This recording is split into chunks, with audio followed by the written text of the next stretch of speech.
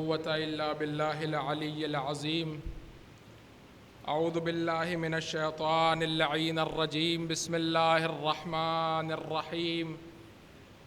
الحمد لله رب العالمين، نحمده ونستعينه ونستغفره ونتوكل عليه ونصلي ونسلم على حبيبه ونجيبه وخيرته في خلقه، حافظ سره ومبلغ رسالاته، بشير رحمته ونذير نقمته، سيدنا ونبينا ومولانا أبي القاسم محمد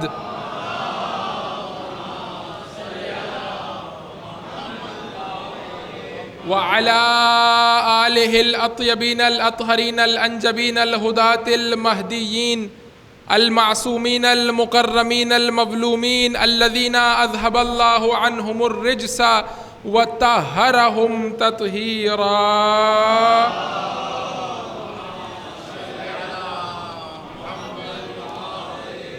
بهم نتولى ومن أعدائهم نتبرأ إلى الله.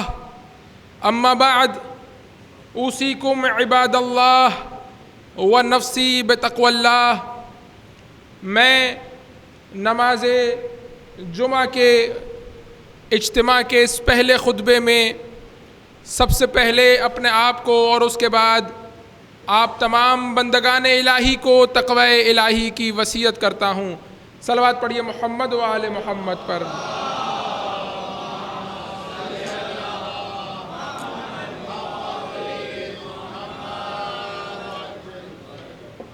ایک اور دفعہ صلوات پڑھیے محمد و آل محمد.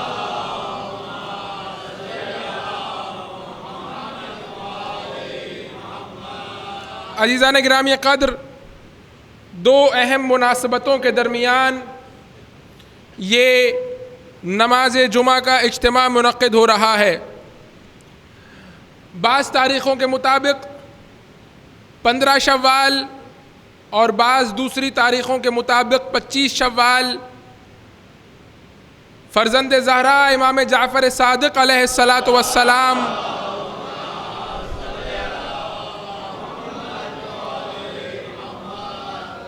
کی شہادت کا دن ہے. اور اسی طرح بعض تاریخوں کے مطابق 7 شوال اور بعض تاریخوں کے مطابق 15 شوال جنگ احد کا دن ہے. تو ان دونوں مناسبتوں سے آپ کے سامنے پہلے خطبے میں چند عرائض پیش کرنا چاہتا ہوں. اور حق ہے کہ آج کے اس خطبے میں ابتدائی طور پر امام صادق کے حوالے سے گفتگو کی جائے، کیونکہ ہم سب جعفری ہیں اور ہم سب کی نسبت امام جعفر صادق سے ہے، اور ہم سب ان کے مکتب، ان کے مذہب اور ان کے بتائے ہوئے طریقہ کار کے پیروں ہیں. عزیزان گرامی قدر، امام کی ولادت 83 ہجری کے اندر ہوئی، یعنی امام زین العابدین کی شہادت ہے 95 ہجری میں، اور امام صادق اس دنیا میں تشریف لا رہے ہیں 83 ہجری میں. یعنی تقریباً امام زین العابدین کی شہادت سے 12 سال پہلے اور 12 سال کا عرصہ اپنے دادا کے ساتھ گزارا. اور اس کے بعد پھر کل جو عمر مبارک ہے وہ 65 برس ہے، 65، جس میں سے 31 برس امام نے اپنے والد اور اپنے دادا کی امامت کے زمانے میں گزارے، اور 35 برس امام نے 34 برس اپنی امامت کے گزارے. تو 31 اور 34 65 برس کی کل عمر مبارک ہے امام علیہ السلام کی. اور ایک حساس زمانے میں امام نے زندگی گزاری. 7 خلفاء کا زمانہ دیکھا، جن میں سے 5 بنو امیہ سے تعلق رکھتے تھے اور 2 بنو عباس سے تعلق رکھتے تھے. عزیزان گرامی قدر، کربلا کے واقعے کے بعد آہستہ آہستہ بنی امیہ کی حکومت کمزور پڑتی چلی گئی، یہاں تک کہ امام صادق کے زمانے میں آخری 5 خلفاء، کہ جن میں سے کہا جاتا ہے کہ 2 خلفاء کا عرصہ زیادہ ہے اور 3 کا عرصہ 1 سال یا کچھ ماہ پر مشتمل ہے، تقریباً 5 خلفاء کا زمانہ امام صادق نے اپنی امامت کے زمانے میں دیکھا. اور اس کے بعد آخری بنی امیہ کے خلیفہ اور حاکم کی موت کے ساتھ ہی حکومت جو ہے وہ بنو عباس تک منتقل ہو گئی، اور یہ ایک لڑائی اور جھگڑے کی صورتحال تھی اس زمانے میں بنو امیہ اور بنو عباس کے درمیان، کہ جس زمانے میں امام نے منصب امامت کو سنبھالا۔ دوسری جانب سے اسلام چونکہ جغرافیائی اعتبار سے پھیل چکا تھا اور فکری اعتبار سے کمزور رہ چکا تھا، تو اس سبب سے اسلام جغرافیائی اعتبار سے تو بڑھ رہا تھا، لیکن بجائے اس کے کہ اسلام اپنی فکر کو جغرافیہ تک منتقل کرتا، جغرافیہ فکر پر حاکم ہوتا چلا گیا۔ کیا مطلب؟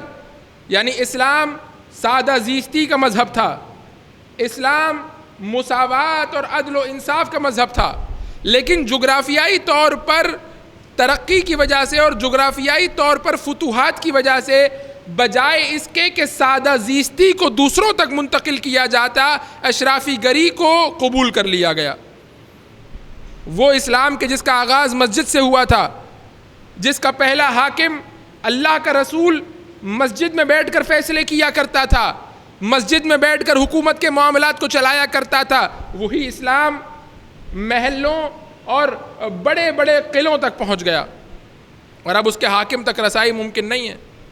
وہ اسلام کے جس کا آغاز اس بات پر ہوا تھا کہ اس کا حاکم سادہ زندگی گزارتا تھا، اس کا حاکم ایک عام سے گھر میں رہتا تھا، اس کا حاکم ایک عام سا لباس زیب تن کرتا تھا، اس کا حاکم عام سی غذا کھاتا تھا، اب وہی اسلام ہے، اور اس کا حاکم اس مقام تک آن پہنچا ہے کہ وہ سونے اور جواہرات اور ریشم کے لباس پہنتا ہے، بڑے بڑے محلوں اور قلعوں میں زندگی گزارتا ہے، اور نہ جانے کتنی مرغن اور کتنی جو ہے وہ ایسی غذائیں کہ جو امیروں اور پیسے والوں کے دسترخوان پر ہوتی ہیں وہ تناول کرتا۔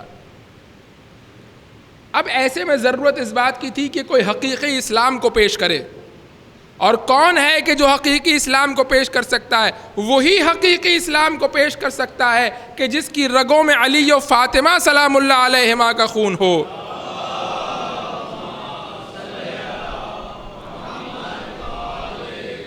تو ایسے میں تین اہم مسائل تھے کہ جو امام کے سامنے تھے۔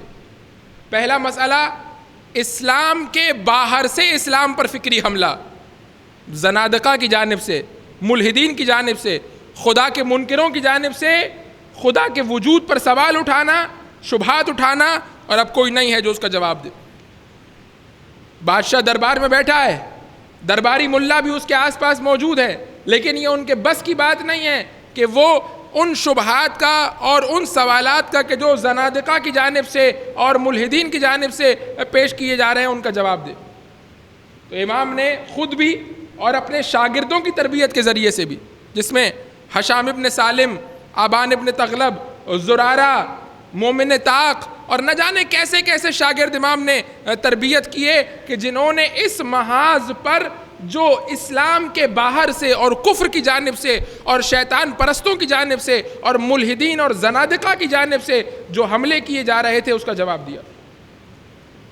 دوسرا جو اہم مسئلہ امام کے زمانے میں تھا وہ کیا تھا کہ اب تک باقاعدہ طور پر رسول اللہ کے بتائے ہوئے احکام کے ضمن میں فقہ مرتب نہیں ہوئی تھی، اور مقابلے پر رسول اللہ کے احکام سے سرپیچی کر کے فقہ کو مرتب کیا جا رہا تھا۔ نماز کے طریقے کو، وضو کے طریقے کو، فقہی احکام کو، نکاح کے طریقے کو، طلاق کے طریقے کو تبدیل کیا جا رہا تھا۔ ایسے میں ضرورت اس بات کی تھی کہ کوئی رسول اللہ کے بتائے ہوئے قاعدے اور قانون کے تحت فقہ کو مرتب کرے، اور امام نے اس کام کا آغاز کیا، اور فقہ جعفری کو منظم اور مرتب کیا گیا۔ اسی لیے آپ دیکھیے کہ آپ جب احادیث کی کتب کی طرف مراجعہ کریں گے تو آپ کو شاید 60-70% کے قریب جو احادیث اور جو اقوال ملیں گے وہ امام صادق علیہ الصلوۃ والسلام سے ہیں۔ اللہم صلی علی، باقاعدہ امام نے فقہ کو مرتب کیا، ہر سوال کا جواب دیا، نماز سے متعلق ہر جزیات کو بیان کیا، وضو سے متعلق جزیات کو بیان کیا، غسل سے متعلق، نکاح و طلاق سے متعلق، عبادات و معاملات سے متعلق ایک ایک جزئی حکم کو بیان کیا امام نے، اور اس کے نتیجے میں فقہ جعفری مرتب اور مدون ہوئی۔ اور تیسرا اہم کام جو اس وقت کی سیاسی اور اجتماعی صورتحال تھی، جو بے انتہا قابل توجہ ہے عزیزان گرامی قدر، دشمن کبھی کبھی اس طریقے کو اپناتا ہے کہ اپنے نام سے کام نہیں کرتا، بلکہ اپنے کام کو اہل بیت کے نام سے انجام دیتا ہے۔ کام اہل بیت کا نہیں ہوتا، کام اس کا اپنا ہوتا ہے، لیکن نام اہل بیت کا لے کر کے آتا ہے، نام آل رسول کا لے کر کے آتا ہے، کیونکہ جانتا ہے کہ لوگ نہ مجھ سے محبت کرتے ہیں، نہ میرے اجداد سے محبت کرتے ہیں، نہ میں محبت کے قابل ہوں، نہ میرے اجداد محبت کے قابل ہیں۔ اگر محبت کے قابل ہیں تو یا محمد ہیں یا محمد کی آل ہے، اس لیے ان کا نام استعمال کر کے اپنے کام کو پورا کرنا چاہتا ہے۔ اور بنو عباس نے بھی جو کام کیا وہ یہی تھا۔ نعرہ کیا لگایا؟ الرضا من آل محمد، ہم تو آل محمد کی رضا کے لیے قیام کر رہے ہیں۔ اور اب ایسے موقع پر وہ افراد کے جو امامت کے ساتھ متمسک نہیں ہوتے، وہ افراد کے جو امامت کی بولی کو نہیں سمجھتے، وہ افراد کی جو امامت کی فکر کو سمجھنے کی صلاحیت نہیں رکھتے، وہ گمراہ ہو جاتے ہیں۔ امام نے منع کیا کہ یہ دھوکہ دے رہے ہیں، یہ الرضا من آل محمد کا نعرہ لگا کر دو کام کر رہے ہیں، ایک تو تمہیں اپنے ساتھ ملانا چاہتے ہیں، اور دوسرا تمہیں کچھ عرصے کے لیے خاموش کرنا چاہتے ہیں کہ پہلے بنی امیہ سے نمٹ لیں اور اس کے بعد پھر تمہارا مقابلہ کریں۔ امام نے بارہا متوجہ کیا، لیکن اس کے باوجود بھی بعض شیعوں نے اس بات کی طرف توجہ نہیں کی اور اس جنگ میں بنو عباس کا ساتھ دیا کہ جس کے نتیجے میں نہ صرف یہ کہ اہل بیت پر مظالم میں کمی واقع نہیں ہوئی، بلکہ اہل بیت پر ہونے والے مظالم میں شدت آ گئی۔ امام نے بارہا اس جانب متوجہ کیا کہ دیکھو یہ امر، اس کا اختتام خیر پر نہیں ہے اور اس کا انجام خیر پر نہیں ہے، تم اس جانب متوجہ رہو۔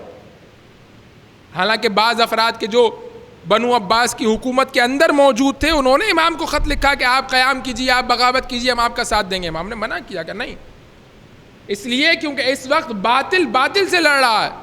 اللہم اشغل الظالمین بالظالمین، پروردگار تو ظالموں کو ظالموں کے ساتھ مشغول کر دے، اور جب ظالم سے لڑ رہا ہو تو ایسے میں حق والے کی ذمہ داری یہ ہوتی ہے کہ جو امیر المومنین نے نہج البلاغہ میں ارشاد فرمائی کہ کن فی الفتنۃ کابن اللعبون، جب فتنے کا زمانہ آ جائے تو اونٹنی کے بچے کی طرح بن جاؤ، اپنی پشت کو کسی کے حوالے نہ کرو کہ وہ تمہاری پشت پر سوار ہو کر دوسرے باطل کے مقابلے پہ تمہیں استعمال کر سکے۔ ایسے میں راستہ کیا ہے کہ انسان حق کے دامن کو تھامے رکھے۔ اور حق کی معرفت اور پہچان کیسے ہوگی؟ حق کی معرفت رسول اللہ کے اس فرمان سے ہوگی کہ اے علی تو حق کے ساتھ ہے اور حق تیرے ساتھ ہے۔ جس بھی زمانے میں باطل کے ساتھ مشغول ہو جائے اور حق کی شناخت مشکل ہو جائے، اس زمانے میں لازم اور ضروری ہے کہ یہ دیکھا جائے کہ علی ابن ابی طالب کا مکتب اور فکر کس مقام پر ہے۔ جو علی کا فکر ہے وہی حق ہے، وہی صداقت ہے اور وہی حقانیت ہے۔ صلوات پڑھیے محمد و آل محمد۔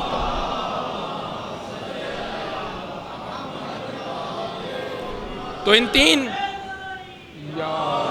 تین اہم ذمہ داریوں کو امام نے بخوبی انجام دیا، اور اس کے بعد 65 برس کی عمر میں منصور دوانقی نے امام کو زہر دیا، اور زہر دینے کے بعد امام کو شہید کر دیا گیا۔ ایک اور اہم کام جو امام نے اپنی زندگی میں انجام دیا، سید الشہداء علیہ الصلوۃ والسلام کی فضیلت، ان کی مصیبت اور ان کی زیارت کو زندہ کرنا۔ بارہا مصائب کی جتنی روایات ہمارے پاس موجود ہیں ان میں سے اکثر روایات امام صادق سے ہیں۔ زیارت سے متعلق جتنی روایات موجود ہیں، زیارت امام حسین کی فضیلت پر اکثر روایات امام صادق سے منسوب۔ ایک شخص مدینہ میں امام کی خدمت میں حاضر ہوا اور امام نے اس سے کہا کہ یہ بتاؤ سید الشہداء کی زیارت کے لیے جاتے ہو یا نہیں جاتے؟ یہ وہ زمانہ ہے کہ اب تک لوگ حضرت حمزہ کو سید الشہداء کہتے ہیں۔ اس نے کہا کہ مولا جب بھی مدینہ آتا ہوں، مدینہ سے قریب سید الشہداء کی قبر ہے، سید الشہداء کی زیارت کے لیے جاتا ہوں۔ کہ نہیں، ہم اس سید الشہداء کی بات نہیں کر رہے، ہم کربلا والے سید الشہداء کی بات کر رہے ہیں۔ ان کی زیارت کے لیے جاتے ہو یا نہیں جاتے؟ راوی نے کہا کہ مولا وہ تو بہت دور ہے، ہم نہیں جا سکتے. کہ اگر نہیں بھی جا سکتے تو کم از کم اتنا کرو کہ ہر شب جمعہ اپنے گھر کی چھت پر جایا کرو اور وہاں پر روضہ حسین ابن علی کا رخ کر کے کہا کرو السلام علیک یا ابا عبداللہ، پروردگار تمہیں وہی ثواب عطا کرے گا جو حسین ابن علی کی زیارت کا ثواب ہے. دوسرا واقعہ جو ان تاریخوں میں پیش آیا وہ جنگ احد کا واقعہ ہے، اور واقعاً عبرت کے لیے ایک ایسا واقعہ کہ جس سے بے تحاشا عبرت کا سامان کیا جا سکتا. سورہ مبارکہ آل عمران اور آیت کی نشانی 121 سے لے کر 171 تک 50 آیتیں پروردگار نے جنگ احد سے متعلق، اور آپ اگر گھر جا کر کے موقع ہو تو ان آیتوں کو پڑھیے. 50 آیتیں 121 سے لے کر 171 تک، 121 سے 171 تک جنگ احد. کیا ہوا؟ بدر کے واقعے کے بعد ابو سفیان نے کہا کہ ہم غم نہیں منائیں گے جب تک بدلہ نہ لے لیں، اور جو دوسرے قبیلے وہاں آباد تھے ان سے مدد چاہی اور ایک لشکر آمادہ اور تیار کیا مسلمانوں پر حملے کے لیے. رسول اللہ کے چچا حضرت عباس مکہ میں ہیں، اور حضرت عباس نے مکہ سے خط لکھا، ایک مخفی خط رسول اللہ کے نام بھیجا کہ یہاں سے کفار آپ پر حملے کی تیاری کر رہے ہیں. رسول اللہ کے پاس وہ خط پہنچا. تاریخ نے لکھا کہ شب جمعہ تھی. رسول اللہ نے بعض لوگوں کی ذمہ داری لگائی کہ شب جمعہ پہرا دیں مسجد پر اور مسلمانوں کے گھر پر کہ کہیں کفار رات کی تاریکی میں حملہ نہ کر دیں. اور اس کے بعد جمعے کے دن رسول اللہ نے جمعے کی نماز کے بعد مشاورتی اجلاس طلب کیا اور کہا کہ مشاورت کی جائے گی کہ کیسے ان کا مقابلہ کیا جائے. 2 گروہ سامنے آئے. ایک گروہ کہ جس نے کہا کہ ہمیں مدینہ میں رہ کر ہی لڑنا چاہیے اور مدینہ میں رہ کر ان کا مقابلہ کرنا چاہیے اور مدینہ کو اپنی ڈھال قرار دینا چاہیے اور ان کو مدینہ تک آنے دینا چاہیے. اکثر جو بوڑھے بزرگ افراد تھے وہ اس گروہ میں شامل تھے. دوسرا جو گروہ تھا جو زیادہ تر جوانوں پر اور جن کی قیادت حضرت حمزہ رسول اللہ کے چچا کر رہے تھے، انہوں نے کہا کہ نہیں، ہمیں مدینہ سے باہر جانا چاہیے. اور رسول اللہ نے اکثریت کے مشورے کو مانا اور کہا کہ ہم مدینہ سے باہر جائیں گے، اور مدینہ سے باہر جانے کی تیاری کی اور یہ قافلہ مدینہ سے باہر روانہ ہوا. کچھ دور پہنچا تھا کہ عبداللہ بن ابی کے جو بڑا منافق تھا اس نے کہا کہ چونکہ میرا مشورہ نہیں مانا گیا اور رسول مدینہ سے باہر جا رہے ہیں تو میں واپس مدینہ جا رہا ہوں. اور سب سے پہلے یہ رسول اللہ کو اکیلا اور تنہا چھوڑ کے چلا گیا. اور اب یہ لشکر احد کی پہاڑی کے نزدیک آن پہنچا. رسول اللہ نے احد کی پہاڑی کو اپنے پیچھے قرار دیا اور کہا کہ کچھ لوگ احد کی پہاڑی پر چڑھ جائیں اور اس پہاڑی کے اوپر چڑھ کر خیال رکھیں کہ کہیں لشکر ہمارے قریب نہ آ جائے، اور اگر قریب آنے لگے تو ان پر تیر برسا دے. اور ایک لشکر کو آمادہ اور تیار کیا اور اس کا پرچم حضرت مصعب بن عمیر کے حوالے کیا اور کہا کہ تم مقابلہ کرو اور لڑو. سب سے پہلے کفار میں سے طلحہ بن ابی طلحہ میدان میں آیا، اور طلحہ بن ابی طلحہ نے میدان میں آنے کے بعد کہا کہ ہے کوئی مسلمانوں میں سے جو میرے مقابلے کے لیے آئے. اور جب بھی تاریخ اسلام میں کوئی ایسا موقع آیا جب کسی بڑے سورما نے آ کر کے مسلمانوں کو للکارا تو تاریخ صداقت کے ساتھ اس بات کی گواہی دیتی ہے کہ خیمہ رسول سے اور لشکر اسلام سے کوئی نہیں نکلا. اگر کوئی اپنی تلوار کو نکال کے نکلا تو وہ ابو طالب کا بیٹا علی ابن ابی طالب علیہ الصلاۃ والسلام.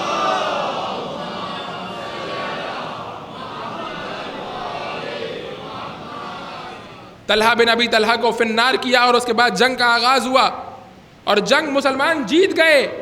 کہ ایسے موقع پر وہ افراد کہ جنہیں رسول اللہ نے پہاڑ کی چوٹی پر کھڑا کیا تھا، مال غنیمت کی لالچ میں انہوں نے پہاڑ کی چوٹی کو چھوڑ دیا. اور ایسے میں خالد بن ولید اور اکرمہ بن ابو سفیان ان لوگوں نے دوبارہ سے کفر کے پرچم کو بلند کیا اور دوبارہ سے اپنے لشکر کو جمع کیا. وہ لشکر جو بھاگ رہا تھا اس کو جمع کیا اور دوبارہ مسلمانوں پر حملہ ہوا. اور اب یہ حملہ بہت شدید تھا، یہاں تک کہ ایک مقام پر رسول اللہ پر حملہ کیا گیا اور رسول اللہ کے دندان مبارک شہید ہو گئے. اور شیخ مفید نے اپنی کتاب میں لکھا کہ ایک وقت ایسا آیا جب کوئی رسول کے ساتھ نہیں تھا سوائے علی ابن ابی طالب علیہ الصلاۃ والسلام کے.